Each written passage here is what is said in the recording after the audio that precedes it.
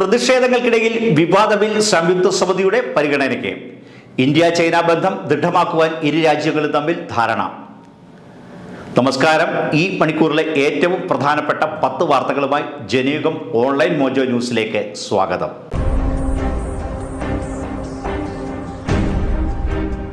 അഞ്ചു വർഷമോ അതിൽ കൂടുതലോ ശിക്ഷ ലഭിക്കാവുന്ന കുറ്റത്തിന് അറസ്റ്റിലായി 30 ദിവസം ജയിലിൽ കഴിയേണ്ടി വരുന്ന മന്ത്രിമാർക്ക് 1 മാസത്തിനകം സ്ഥാനം നഷ്ടപ്പെടുന്ന വിവാദ ബിൽ ലോക്സഭയിലെ പ്രതിപക്ഷ ബഹളത്തിനൊടുവിൽ പാർലമെന്റിന്റെ സംയുക്ത സമിതിയുടെ പരിഗണനയ്ക്ക് വിട്ടു. കേന്ദ്ര ആഭ്യന്തരമന്ത്രി അമിത്ഷായാണ് ലോക്സഭയിൽ ബിൽ അവതരിപ്പിച്ചത്.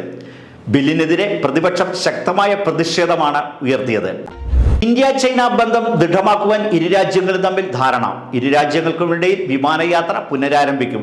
വിനോദസഞ്ചാരികൾക്കും ബിസിനസ്സുകാർക്കും മാധ്യമപ്രവർത്തകർക്കും മറ്റ് സന്ദർശകർക്കും ഇരുഭാഗത്തേക്കും വിസ അനുവദിക്കുന്നത് സുഗമമാക്കുവാനും ധാരണയായി. ദോക്ലാം സംഘർഷത്തിന് പിന്നാലെയാണ് ഇരു രാജ്യങ്ങൾക്കുമിടയിലെ വിമാന സർവീസ് നിലച്ചത്. ഓണത്തോടനുബന്ധിച്ച് സ്കൂൾ ഉച്ചഭക്ഷണ പദ്ധതിയുടെ ഗുണഭോക്താക്കളായ എല്ലാ വിദ്യാർത്ഥികൾക്കും 4 കിലോഗ്രാം അരി വീതം വിതരണം ചെയ്യുമെന്ന് വിദ്യാഭ്യാസ മന്ത്രി വി ശിവൻകുട്ടി അറിയിച്ചു. പ്രീ പ്രൈമറി മുതൽ 8ാം ക്ലാസ് വരെയുള്ള 24,77,337 കുട്ടികൾക്ക് ലഭ്യമാക്കും.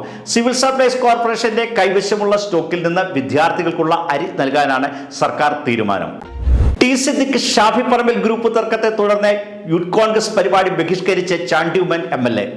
നേതൃത്വത്തിന്റെ നിർദ്ദേശം ഉണ്ടായിട്ടും യൂത്ത് കോൺഗ്രസ് കോഴിക്കോട് സൗത്ത് മണ്ഡലം സമ്പർക്ക പരിപാടിയിൽ പങ്കെടുക്കാതെ മടങ്ങുകയായിരുന്നു ചാണ്ടി ഉമ്മൻ MLA. കോഴിക്കോട് നഗരത്തിൽ ഉണ്ടായിട്ടും ചാണ്ടി ഉമ്മൻ പരിപാടിയിൽ നിന്ന് വിട്ടുനിന്നതിൽ DCC കടുത്ത അതിർത്തിയിലാണ്. ചാണ്ടി ഉമ്മൻ വിട്ടുനിന്നതിനെതിരെ DCC പ്രസിഡന്റ് K പ്രവീൺകുമാർ രംഗത്തെത്തി. ജനസമ്പർക്ക പരിപാടിയിൽ പരാതി നൽകാനെന്ന വ്യാജേനെത്തിയ യുവാവിന്റെ ആക്രമണത്തിൽ ഡൽഹി മുഖ്യമന്ത്രി രേഖാ ഗുപ്തയ്ക്ക് പരിക്ക്. സംഭവത്തിൽ ഒരു യുവാവിനെ ഡൽഹി പോലീസ് അറസ്റ്റ് ചെയ്തു. ഇയാൾ മുഖ്യമന്ത്രിയെ മർദ്ദിക്കുകയായിരുന്നുവെന്നാണ് വിവരം. അതേസമയം ആക്രമണത്തിൽ പരിക്കേറ്റ മുഖ്യമന്ത്രി ആശുപത്രിയിലേക്കും മാറ്റി. ഡൽഹിയെ രഗ്യാഗഞ്ചിലെ സദ്ഭാവന പാർക്കിന് സമീപം ബഹുനില കെട്ടിടത്തിന്റെ ഒരു ഭാഗം തകർന്നു വീണ് 3 തൊഴിലാളികൾ മരിച്ചു. സുബീർ, ഗുൽസാഗർ, തൗഫിക് എന്നിവരൊക്കെയാണ് മരിച്ചത്. മൃതദേഹം LJP ആശുപത്രിയിലേക്ക് മാറ്റി. അപകട സ്ഥലത്ത് രക്ഷാപ്രവർത്തനം പുരോഗമിക്കുകയാണ്. ജയിലിലായാൽ പ്രധാനമന്ത്രി മുതൽ മന്ത്രിമാർക്ക് വരെ പദവി നഷ്ടമാകുന്ന ബില്ലിനെതിരെ കോൺഗ്രസ് ഉൾപ്പെടെയുള്ള ഇന്ത്യ സഖ്യത്തിലുള്ള പ്രതിപക്ഷം പ്രതിഷേധം ശക്തമാക്കുന്നതിനിടെ ബില്ലിനെ പിന്തുണച്ച കോൺഗ്രസ് വർക്കിംഗ് കമ്മിറ്റി അംഗം കൂടിയായ ശശി തരൂർ MP ബില്ലിൽ തനിക്ക് തെറ്റൊന്നും കാണാൻ കഴിയുന്നില്ലെന്ന് തരൂർ പ്രതികരിച്ചു. JPCയിൽ ചർച്ച നടക്കട്ടെയെന്നും തരൂർ പറഞ്ഞു.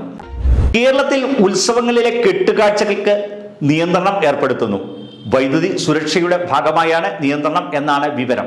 സംസ്ഥാന ഊർജ്ജ വകുപ്പ് ഇത് സംബന്ധിച്ച് ഉത്തരവ് ഇറക്കിയിട്ടുണ്ട്. ദൂരസ്ഥലങ്ങളിൽ നിന്നും വലിയ കെട്ടുകാഴ്ചകൾ കൊണ്ടുവരുന്നതിനാണ് നിയന്ത്രണം ഏർപ്പെടുത്തിയിരിക്കുന്നത്.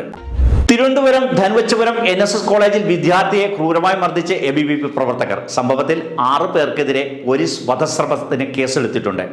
കോളേജിലെ ഡിഗ്രി ഫൈനൽ ഇയർ വിദ്യാർത്ഥി ദേവജിത്താണ് ക്രൂരമർദ്ദനത്തിന് ഇരയായത്. ദേവജിത്ത് നിലവിൽ നെയ്യാറ്റിൻകര നിംസ് ആശുപത്രിയിൽ ചികിത്സയിലാണ്. ABVPയുടെ പരിപാടിയിൽ പങ്കെടുക്കാത്തതിനെ തുടർന്നാണ് മർദ്ദിച്ചതെന്ന് വിദ്യാർത്ഥി പറഞ്ഞു. ഉക്രൈൻ യുദ്ധം അവസാനിപ്പിക്കാൻ ലക്ഷ്യമിട്ട് അമേരിക്ക, റഷ്യ, ഉക്രൈൻ സംയുക്ത ചർച്ചയ്ക്ക് തീരുമാനം. US president Donald Trump Ukraine president Vladimir സെലൻസ്കിയുമായും യൂറോപ്യൻ നേതാക്കളുമായും നടത്തിയ ചർച്ചയിലാണ് ഇക്കാര്യം തീരുമാനിച്ചത്. സെലൻസ്കിയും പുടിനുമായുള്ള കൂടിക്കാഴ്ചയ്ക്ക് ആദ്യം ക്രമീകരണം ഒരുക്കും. ജനയുഗം ഓൺലൈൻ മോജോ ന്യൂസിലൂടെ വീണ്ടും കാണാം. കൂടുതൽ വാർത്തകൾക്കും വീഡിയോകൾക്കുമായി ജനയുഗത്തിൻ്റെ വെബ്സൈറ്റ്, YouTube ചാനലുകൾ സന്ദർശിക്കുക.